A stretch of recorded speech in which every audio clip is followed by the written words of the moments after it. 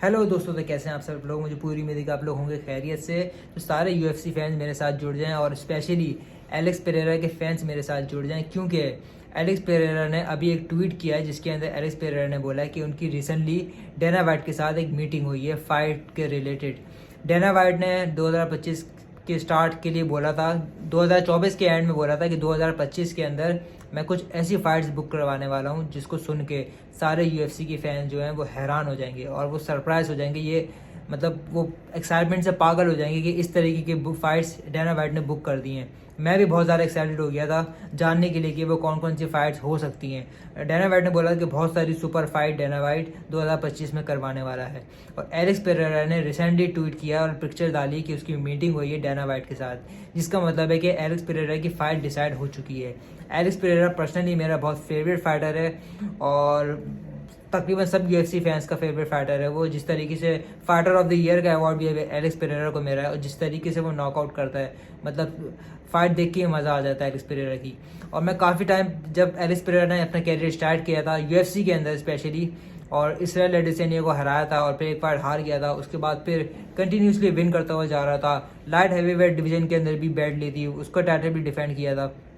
काफ़ी UFC fans बोल रहे थे और मैं भी बोल रहा था कि मागोमेदोव अनकलाइव एक ऐसा फाइटर है जिससे जो कि एलिस पेरेरा को हरा सकता है, क्योंकि उसके जो फाइटिंग स्टाइल है वो रेसलिंग पे बेस करता है, क्योंकि वो भी दागिस्तान से बिलोंग करता है जहाँ से खबीब आता है, इस्लाम आता है। और उन आपको पता ही है कि सैम्बो रेसलिंग जो दागिस्तानी रेसलिंग है सैम्बो, वो किस कदर मतलब यूज़फुल है यूएफसी के अंदर। और एलेक्स पेरेरा का शुरू से कहा जाता था कि इसका जो टेक डाउन डिफेंस है, मतलब रेसलिंग इसकी बहुत कमज़ोर है, क्योंकि वो एक किक बॉक्सिंग और मोथाई बैकग्राउंड से होता हुआ आ रहा है और वो यूएफसी के अंदर भी स्ट्राइकिंग करके ही सबको हराता है। तो ये सब ये कहते थे कि मागोमेदोव अनकलाइव वाकई एलेक्स पेरेरा को हरा सकता है और ये फाइट डिसाइड हो नहीं पा रही थी। बहुत सारी वजूहत थी। एलेक्स पेरेरा भी नहीं लड़ता था कभी, मागोमेदोव अनकलाइव रमज़ान की वजह से या फिर किसी और वजह से अवेलेबल नहीं होता था। तो बहरहाल अब कोई और फाइट सिनेरियो इस वक्त दिख नहीं रहा था, तो मुझे लगा कि हो सकता है कि मागोमेदोव अनकलाइव वर्सेस एलेक्स पेरेरा की फ़ाइट फाइनली इस बार हो जाएगी। लेकिन एलेक्स पेरेरा ने ट्वीट किया है कि मागोमेदोव अनकलाइव नहीं होगा वो फाइटर जिससे मेरी फ़ाइट बुक हुई है। तो बहुत सारे यूएफसी फैंस इस पर नाराज़ भी हैं और जो दागिस्तानी रशिया वाले फैंस हैं, जो मुस्लिम फैंस हैं, वो बोल रहे हैं कि एलेक्स पेरेरा मागोमेदोव अनकलाइव को डक कर रहा है, उससे डर रहा है, क्योंकि उसकी रेसलिंग बाकी एलेक्स पेरेरा के लिए थ्रेट बन सकती है।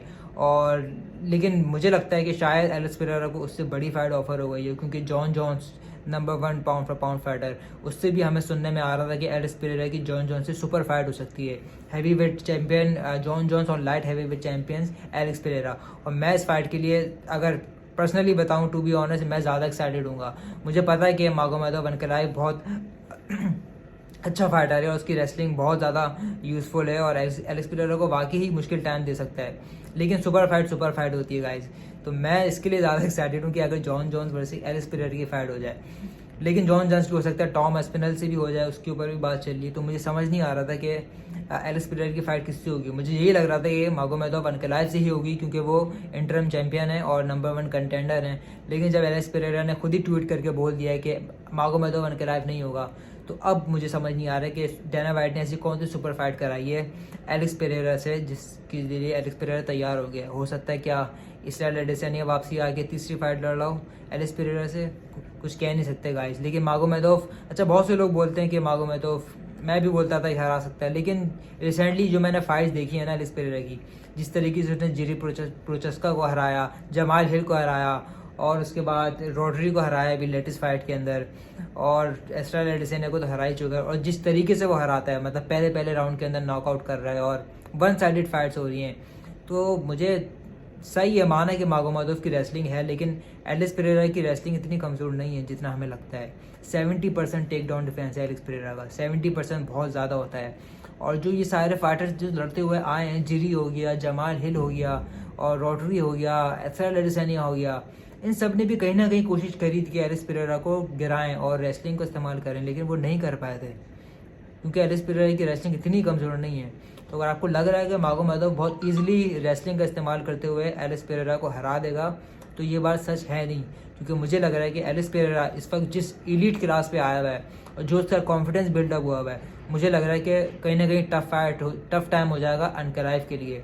वो रेसलिंग का इस्तेमाल तो करेगा, लेकिन जिस तरीके से एलिस पेरेरा लेग किक्स मारता है ना, वो वहीं रेसलिंग ख़त्म कर देता है। जब आपकी फ्रंट लेग ही डैमेज हो जाती है तो फिर आप रेसलिंग करने के काबिल ही नहीं रहते।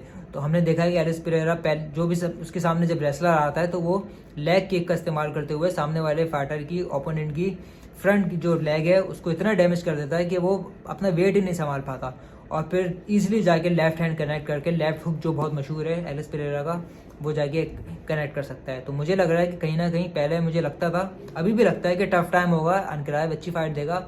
लेकिन अगर मैं प्रिडिक्शन दूं, वैसे तो कोई फाइट डिसाइड नहीं हुई है, मैं फाइट से पहले ही प्रिडिक्शन देता हूं, आपको पता है।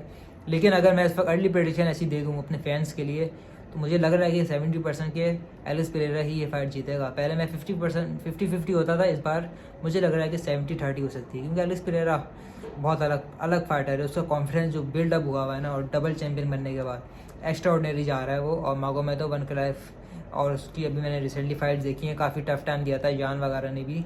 तो मुझे लग रहा है कि मुश्किल हो सकती है। तो बहरहाल मैं वेट कर रहा हूँ, अब खबर आने वाली है बहुत जल्द कि एलिस पेरेरा की फ़ाइट फाइनली डिसाइड किससे हुई है। उसके ऊपर पे वीडियो बनाएंगे और उस पर बात करेंगे। वीडियो पसंद आए तो लाइक करें, शेयर करें और सब्सक्राइब ज़रूर करें। Thank you so much.